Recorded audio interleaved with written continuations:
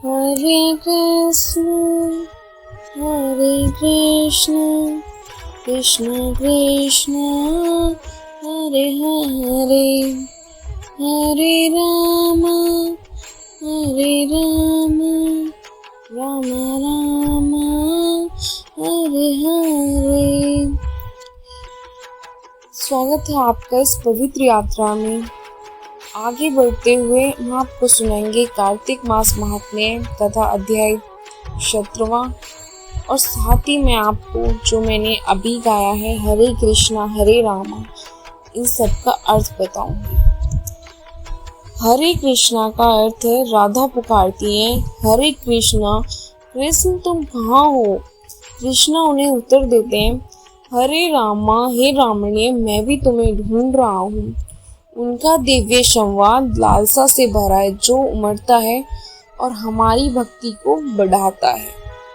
हरे कृष्णा को दोहराना हमें प्रेम की मधुरता का एक अद्वितीय अनुभव प्रदान कर देता है। कृष्ण की कहानियों को जाने बिना उन्होंने अपने आकर्षण में ग्वालों और गोपियों की उनके कामों से दूर कर दिया ताकि वे उनकी परिस्थिति में हों। एक सूक्ष्म कृष्ण है जिन्हें हम पहचान सकते हैं। जब हम भक्ति और मासूमियत के साथ जप करते हैं तब कृष्ण चेतना है जो सब हमारे लिए सुलभ है। जब हमारा प्रेम उमड़ता है और हम पहचानते कि हम अलग अलग प्राणी नहीं हैं बल्कि हमारे मूल में एक आत्मा है। ये तीन शब्द अर्थात हरे कृष्णा हरे रामा महामंत्र के परलौकिक बीज हैं, जहाँ भगवान और उनकी स्त्री ऊर्जा के लिए एक आध्यात्मिक उद्यान है ताकि बुद्धि आत्मा को सुरक्षा प्रदान की जा सके। आप बिल्कुल वैसे ही हैं जैसे एक बच्चा अपनी माँ की उपस्थिति के लिए सच्ची पुकार करता है। ये मंत्र में हरे शब्द हरा नाम का एक रूप है जिसका अर्थ है दिव्य ऊर्जा, और इस प्रकार राधा के इंगित करता है। इस मंत्र का जाप करने से व्यक्ति एक साथ राधा और कृष्ण दोनों की प्रार्थना करता है। महान संत चैतन्य ने सिखाया, जो व्यक्ति इस जाप में सफलता प्राप्त करता है वो प्रेम के सच्चे अर्थ का अनुभव करता है। कि हरे कृष्णा मंत्र महामंत्र महान मंत्र है। जब भी आप वहां होते हैं जहां उनके मंदिर में इसका लगातार जाप किया जाता है। अब आप सुनिए श्री कृष्ण और सुखिया मालिन की कहानी। ब्रजधाम में एक सुखिया नाम की मालिन आती थी। वे फल फूल और सब्जी बेचकर अपना गुजारा किया करती थी। ब्रज में सुखिया जब गोपियों से मिलती तो वे उसे नंदलाल के बारे में बताती थी। बाल कृष्ण की लीला सुनने में सुखिया को बहुत आनंद आता था। उसका मन भी बाल कृष्ण के दर्शन को तरसता था। सुखिया श्री कृष्ण को देखने के लिए घंटों तक नंद बाबा के महल के सामने खड़ी रहती थी, लेकिन उसे श्री कृष्ण के कभी दर्शन नहीं होते। भगवान कृष्ण तो अंतर्यामी हैं, उन्हें सब पता चल जाता है। जब उन्हें पता चला कि सुखिया उनकी परम भक्त है तो उन्होंने सुखिया को दर्शन देने का निर्णय लिया। अगले दिन सुखिया ने नंद महल के सामने आवाज दी, फल लो फूल लो। सुखिया की आवाज सुनकर श्री कृष्ण दौड़े चले आए। नंदलाल को अपने सामने देखकर सुखिया की खुशी का ठिकाना न रहा। सुखिया ने नन्हे कृष्ण को बहुत से फल दे दिए। फल की कीमत चुकाने के लिए श्री कृष्ण बार बार महल के अंदर जाते और मुट्ठी में अनाज लाने की कोशिश करते, लेकिन सारा अनाज रास्ते में ही बिखर जाता। सुखिया को भगवान कृष्ण 2-4 दाने ही दे पाए। सुखिया के मन में इस बात का कोई मलाल ना था। वे तो बहुत खुश थी कि आज उसने अपने हाथों से भगवान को फल दिए और उन्होंने वो फल खाए। सुखिया मुस्कुराती हुई अपने घर पहुंची। उसकी फल की टोकरी खाली थी क्योंकि वह सारे फल श्री कृष्ण जी को देकर आ गई थी। घर जाकर उसने टोकरी अपने सिर से उतारी तो पाया कि उसकी टोकरी हीरे जवाहरात से भरी हुई है। सुखिया समझ गई कि यह भगवान की लीला है। उसने मन ही मन बाल गोपाल को धन्यवाद दिया। इस तरह श्री कृष्ण ने अपनी परम भक्त सुखिया का उद्धार किया। 17वां अध्याय सुनाने से पहले मैं आपको सुनाऊंगी कि विष्णु जी को कैसे मिला था सुदर्शन चक्र। पौराणिक मान्यताओं के अनुसार एक बार धरती पर राक्षसों का अत्याचार बढ़ गया। असुरों की दृष्टि स्वर्ग पर अधिकार जमाने पर टिकी थी।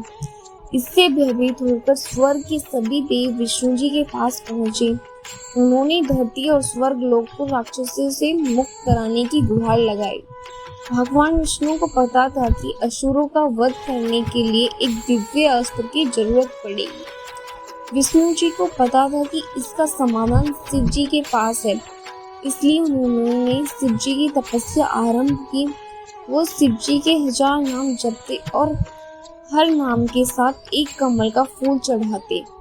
शिव जी ने विष्णु जी की परीक्षा लेनी चाहिए। वो विष्णु जी के समक्ष पहुंचे और चुपके से कमल का फूल चुरा लिया। विष्णु जी अपनी तपस्या में लीन थे, उन्हें इस बात का पता नहीं चला। जब उन्होंने आखिरी नाम जपा तो उनके पास कमल का फूल नहीं था। अगर वे फूल नहीं चढ़ाते तो उनकी तपस्या भंग हो जाती। विष्णु जी ने तुरंत अपनी एक आंख निकाली और शिव जी को अर्पित कर दी। शिव विष्णु की तपस्या से प्रसन्न हुए और उनसे वरदान मांगने को कहा। तब विष्णु जी ने राक्षसों को संहार के लिए एक अचूक शस्त्र मांगा। शिव जी ने उन्हें सुदर्शन चक्र दिया, जिसका वार कभी खाली नहीं जाता। जिसके बाद विष्णु जी ने सुदर्शन चक्र से अत्यंत खूंखार राक्षसों को मार गिराया और इस धरती को अंतर्धर्मियों के प्रकोप से बचाया।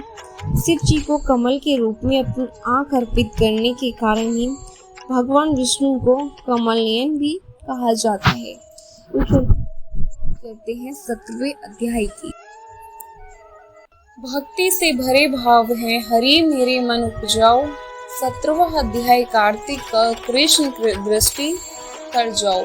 उस समय शिव जी के गण प्रबल थे और उन्होंने जलंधर के शुंभ निशुंभ और महासुर कालनेमी आदि को पराजित कर दिया। यह देखकर सागर पुत्र जलंधर एक विशाल रथ पर चढ़कर, जिस पर लंबी पताका लगी हुई थी, युद्ध भूमि में आया। इधर जय और सील नामक शंकर जी के गण भी युद्ध में तत्पर होकर गर्जने लगे। इस प्रकार दोनों सेनाओं के हाथी घोड़े शंख भैरी और दोनों ओर से सिंहानाद से धरती त्रस्त हो गई। जलंधर ने कुहेरे के सामने असंख्य बाणों को फेंक कर पृथ्वी से आकाश तक व्याप्त कर दिया और नंदी को 5, गणेश को 5, विद्रह को एक साथ ही 20 बाण मारकर उनके शरीर को छेद दिया और मेद के सामने गर्जना करने लगे। ये देख कार्तिकेय ने भी दैत्य जलंधर को अपनी शक्ति उठाकर मारी और घोर गर्जन किया, जिससे आघात वह मूर्छित हो पृथ्वी पर गिर पड़ा, परंतु वह शीघ्र ही उठ पड़ा और क्रोधविष्ट हो कार्तिकेय पर अपनी गदा से प्रहार करने लगा। ब्रह्मा जी के वरदान की सफलता के लिए शंकर पुत्र कार्तिकेय पृथ्वी पर सो गए। गणेश जी भी गदा के प्रहार से व्याकुल होकर धरती पर गिर पड़े। नंदी व्याकुल हो गदा प्रहार से पृथ्वी पर गिर गए। फिर दैत्य ने हाथ में परिध ले शीघ्र ही वीरभद्र और पृथ्वी पर गिरा देख शंकर जी गण चिल्लाते हुए संग्राम भूमि छोड़ बड़े वेग से भाग चले। वो भागे हुए गण शीघ्र ही शिव जी के पास आ गए और व्याकुलता से युद्ध का सब समाचार कह सुनाया। लीलाधारी भगवान ने उन्हें अभय दे सबका संतोषवर्धन किया। आपको कार्तिक मास अध्याय समय पर ना मिलने के लिए मैं क्षमा चाहती हूँ। अब से आपको समय पे मिलेगा और साथ ही आपको पूरे अध्याय मिलेंगे। मैं जल्दी और सबकी वीडियो अपलोड कर दूंगी और मैंने आपको थोड़ा और अच्छे से समझाने की लिए कोशिश करी है और अच्छे से मैंने थोड़ा प्रस्तुत करा है। अगर आपको वीडियो अच्छी लगे तो प्लीज़ लाइक ज़रूर करना और साथ ही मेरे चैनल को भी सब्सक्राइब कर लेना। धन्यवाद।